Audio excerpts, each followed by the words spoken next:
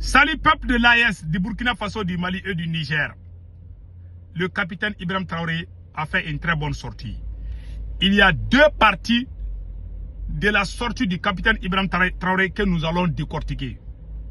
La première partie, le capitaine Ibé a dit dans son discours que les gens qui sont en train d'attaquer le Burkina Faso, que la plupart des jeunes sont des gens qu'ils ont endoctrinés avec l'histoire de l'islam ou quelque chose là. Qu'il y a des imams qui prêchent les enfants pour les pousser à prendre des armes contre leur propre pays. C'est un sujet qu'il a parlé. Deuxième sujet, ils sont en train de gâter le nom du capitaine pour dire que le capitaine dit que le Burkina n'a pas besoin de la démocratie. C'est une façon de gâter le nom du capitaine. Ça, je ne suis pas d'accord. Le capitaine n'a pas dit comme ça. Les médias impérialistes comme France 24, RFI, BBC, tous ces médias-là sont en train de mettre la tête du capitaine Ibé partout pour dire que le capitaine a dit que le Burkina n'a pas besoin de la démocratie. C'est pas ce que le capitaine a dit. Hein. On va décortiquer. Et d'abord, on va commencer d'abord. J'aimerais que les gens qui communiquent pour le capitaine, la RTB doivent éclaircir. Parce qu'ils sont en train de dire que le capitaine dit que le Burkina n'a pas besoin de la démocratie. Donc c'est une façon de dire que c'est un dictateur qui vient.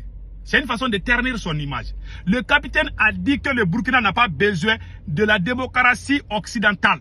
Voilà ce que le capitaine a dit. Et moi-même, je suis d'accord avec le capitaine sur ça. La démocratie pour la France, c'est quoi? Tu vends ton pays à la France. C'est ça la démocratie pour eux. La vraie démocratie existe chez nous. Mais ce qu'ils appellent démocratie là, c'est de trahir ton pays. Quand tu aimes ton pays, tu es dictateur, tu n'es pas démocrate. Quand tu vends ton pays là, tu es traître, tu n'aimes pas ton pays. Tu écoutes, tu vas aller prendre conseil à Macron. Tu vas aller nettoyer les chaussures du président français. En ce moment, tu es démocrate. Le capitaine dit non. Et moi, je suis d'accord avec le capitaine. Maintenant, revenons au deuxième sujet. Le deuxième sujet, le capitaine a parlé d'un sujet par rapport aux imams. Qu'ils vont écrire quelque chose pour donner aux imams afin de... Ils vont imposer quoi, c'est ce qu'il a dit. Ils vont imposer. Voilà, bon, tu connais le langage des militaires. Donc, on va écouter le capitaine lui-même, après on va décortiquer. Il y a plein de jeunes qui rejoignent ce mouvement terroriste-là au nom de la religion. Ça, c'est une réalité indéniable. Si on passe à côté, on ne se dit pas cette vérité, on aurait échoué. Donc, il faut qu'on mette même les leaders religieux aussi sur le travail. Ici, nous avons mis les gens sur un projet de discours alternatif. Et on va les corriger, on va imposer un discours. C'est ça qui doit être prêché partout. Parce que l'extrémisme est dangereux. Et c'est l'extrémisme qui amène les gens à rentrer dans ce genre de mouvement. Ils sont nombreux là-bas qui y croient. Je vous ai dit une fois, moi j'ai fait le terrain, aujourd'hui les jeunes soldats sont sur le terrain. La réalité c'est quoi? Vous ne pouvez pas détruire une base terroriste sans trouver des livres coraniques. Pourquoi? C'est stratifié là-bas. Ceux-là qui sont là, qui combattent sur le terrain, ils sont nombreux qui combattent parce qu'ils croient que c'est la religion. C'est ce qu'on les dit. Et leurs chefs les endoctrinent pour ça. Les imams viennent un peu de partout, hein, les faire des prêches dans la brousse là, pour les endoctriner dans le sens de la religion et faire comprendre que les autres sont des mécréants, il faut les tuer. Et c'est ça. Ils ont ces livres-là dans la brousse, ils lisent. Les autres sont des mécréants, il faut les tuer.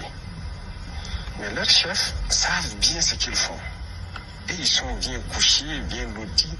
Très souvent même, ce sont des gens qui font tout ce qui est contraire à ce que la religion même dit. Vous allez les trouver en matière d'adultère, ce sont les champions. En matière d'alcool, de drogue, ce sont les champions. Et leur travail, c'est politique. Ils savent ce qu'ils font parce qu'ils sont tenus par les impérialistes pour détruire nos nations. Et ils sont bien lotis. Leurs enfants, leurs familles sont bien gardés quelque part.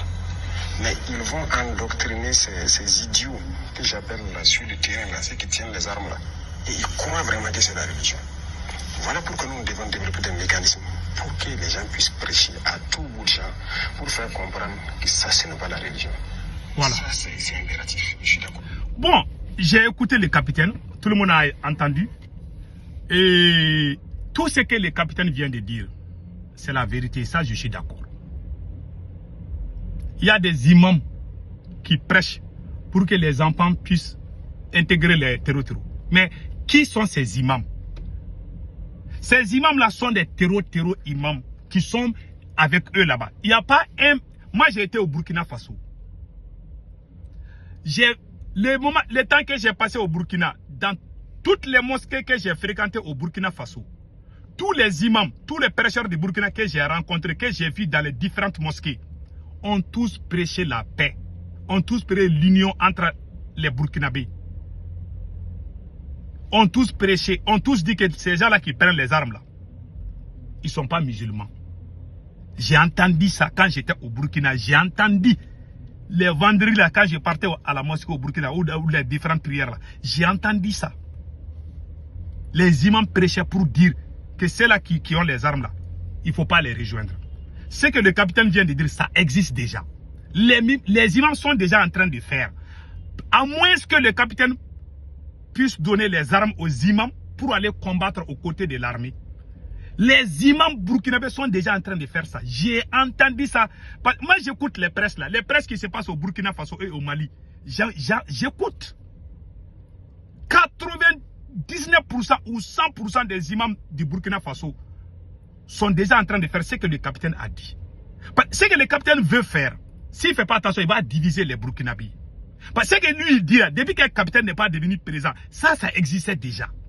Mais ça ne va rien changer. Parce que tu vas aller les chauffer les tympans, tu vas créer la confusion. Parce que pourquoi je dis cela? Il y a des gens qui soutiennent Capitaine Ibé, qui sont contre les musulmans. Capitaine sait de quoi je parle. Il y a des proches même des capitaines qui se disent intellectuels, mais qui n'aiment pas les musulmans. J'ai entendu, je ne vais pas dire le nom, les personnes se connaissent. Ce n'est pas une personne, ce n'est pas deux personnes. Plusieurs personnes dans les cercles du capitaine n'aiment pas les musulmans. Je les ai entendus dire non, comment on appelle, on n'a qu'à penser à nos ancêtres. Oui. Il y en a même qui ont dit flagrant délit, ils sont ni chrétiens ni musulmans. Je les connais.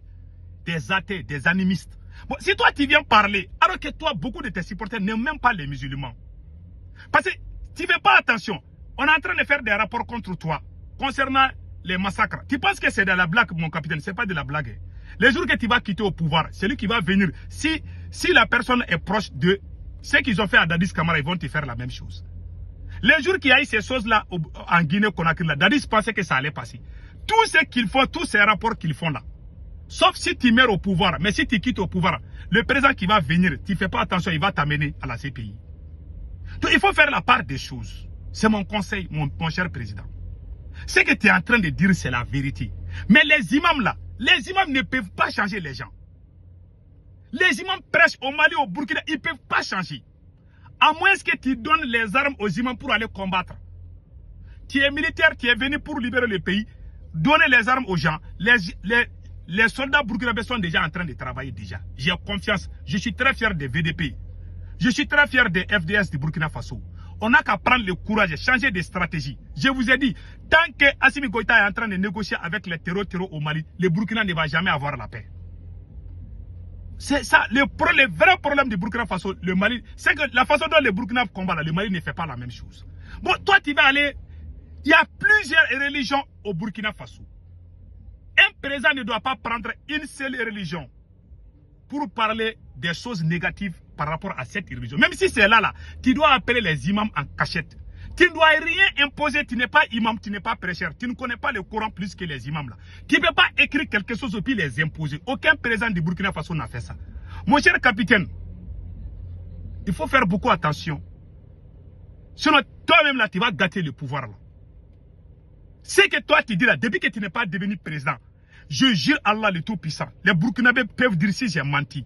Je jure sur les Saint-Courants. Depuis que le capitaine n'est pas devenu président, les imams au Burkina Faso ont toujours dit que ces gens-là qui ont pris les armes, ils ne sont pas musulmans. Tu veux qu'ils fassent quoi, mon cher président? Ces gens qui ont le Coran, même le Coran même est fâché contre eux. Ils ne sont pas musulmans. On les endoctrine. Qui est en train de les endoctriner? Ce sont les terreaux qui sont sur le territoire burkinabé. Ces gens-là, ils ne sont pas ailleurs. Ils sont logés au Burkina Faso. Les chefs terroristes sont entre le Mali et le Burkina. C'est la pire vérité. La meilleure façon de lutter contre eux, tu prends les armes, tu les combats. Tu dis à Assimi Goïta aussi de les combattre là-bas. Voilà la solution, mon cher président. Les imams ne peuvent pas changer. Même si tu fermes toutes les mosquées, ça ne va rien changer. C'est mon conseil. Je vous aime beaucoup. Mais dire que vous allez imposer ça là aux musulmans, et qu'ils disent ça là, ils vont faire quoi? Ils ne peuvent pas changer. Et puis le deuxième problème, c'est quoi? Il y a des gens qui prennent des armes contre leur propre pays parce qu'ils ont perdu leur papa. Il y a des militaires maliens et burkinabés. Je le dis très fort. Il y a certains militaires maliens et burkinabés qui font des fautes sur le terrain. Il faut les identifier et les punir pour sauver l'image des soldats. Si vous fermez les yeux là-dessus et puis vous tournez autour du rond là, vous n'allez pas finir ce combat. J'ai dit ça à maintes reprises. Il y a des soldats, il y a des soldats maliens et burkinabés qui souvent font des fautes. Il suffit de leur dire que telle personne est terreau, ils vont aller tirer. Ils ne cherchent pas. Ça se passe au Burkina et ça se passe au Mali. Et ce sont les réalités, capitaine. Un révolutionnaire doit accepter la vérité. Moi, je suis en train de vous dire la vérité parce que je vous aime. Même si c'est moi, les gens qui me connaissent là, quand j'étais petit là, même quand les vieux là font des réunions là, quand je suis là, quand j'entends les mensonges seulement, je dis, et là, tu vois, quand les vieux se rassemblent là, ils font des causeries là. Souvent, quand j'entends un vieux qui ment comme ça là, je regarde seulement, j'ai fait, ma grand-mère me fait, chut, toi petit là, tu la fermes. Mon totem dans la vie, c'est le mensonge et la manipulation. J'aime pas mentir à quelqu'un. Je peux me tromper. Mon cher capitaine, ce que tu dis là, ça ne va rien changer. Tu vas te mettre contre les musulmans, tu n'es pas imam, tu n'es pas prêcheur. Et puis il y a plusieurs religions. Tu dis qu'ils ont le Coran, mais le travail qu'ils font là, un musulman ne va jamais faire ça. Les petits qu'ils font là, ils sont manipulés. Ce n'est pas les imams là qui vont. Les imams sont déjà en train de faire ça. Je ne sais pas c'est pas bouche là qui va faire que les gens vont changer. C'est pas la bouche qui va les changer. On va les combattre. Quand on les attrape, on peut les changer. Mais quelqu'un que tu n'as pas attrapé, tu ne peux pas changer. Mais en tant que certains enfants perdent leur papa, leur maman, ils ne vont jamais cesser de s'armer contre leur propre pays. Il y a ce côté-là aussi qu'il faut revoir.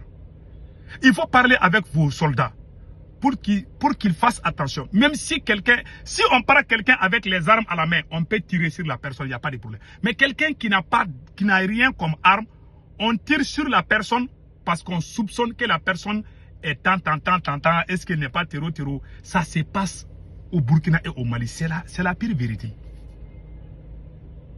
C'est la vérité. Donc, il faut corriger ce côté-là. Tant que vous ne corrigez pas ça là, ce n'est pas l'affaire de Coran là. Cette histoire-là, ce sont des mercenaires qui travaillent à la solde de la France. Et Thomas Sankara, façon dont Thomas Sankara a été assassiné, est-ce que même un terreau va faire ça à quelqu'un? Ce que Blaise a fait à Thomas Sankara, est-ce que Blaise Compaoré était un musulman? C'est un chrétien, non? Donc, ils vont créer les chaos dans ton pays. Et regardez, comment on appelle, en Iran. Mais il y a des gens au cercle même du pouvoir iranien que les Mossad ont infiltré, que les services de renseignement américains ont infiltré. Ils viennent même dans ton propre cercle. Même toi qui parles là, mon cher, si les jours qu'ils veulent de toi, ils vont te faire partir. C'est même facile pour eux. Ils font pas trop attention à toi. Si les Américains font attention à toi, ils peuvent te faire partir. Ils ont fait. S'ils veulent, il n'y a aucun dirigeant sur cette planète-là que l'Amérique veut de toi. S'ils veulent, ils vont te faire partir. S'ils essaient dans ton attention, ils vont prendre leur avion, ils vont venir te bombarder. Qui va te sauver? Personne. Même si tout le monde sort, ils vont venir te frapper. Ils ont fait ça avec Kadhafi. C'est pour cela, je dis à la RTB là, de faire des communications. Parce que non seulement ils sont en train de faire des rapports contre le capitaine, parce que quand ils disent, ils sont en train de mentir contre les soldats burkinabés, concernant les histoires des habits là. Ça c'est trop, ils ont menti. Maintenant, qu'est-ce que vous devez faire? Vous devez accélérer la communication. Le capitaine n'a pas besoin de parler, mais la RTB peut dire que ces médias mensonges là sont en train de déformer les propos du capitaine. Par exemple, ils disent que le capitaine dit qu'il est contre la démocratie. Il n'a pas dit ça. Il dit que la démocratie occidentale. Donc, ces côtés-là, vous pouvez les corriger. Ce sont mes conseils. Souvent, quand moi je parle, je dis la vérité aux gens. Je suis comme ça, celui qui m'aime comme ça, il m'aime. Parce que moi, ce qui m'a fait mal, Il y a des gens même qui soutiennent le capitaine, qui ont même traité Samori Touré de terreau. Le capitaine n'a rien dit contre eux.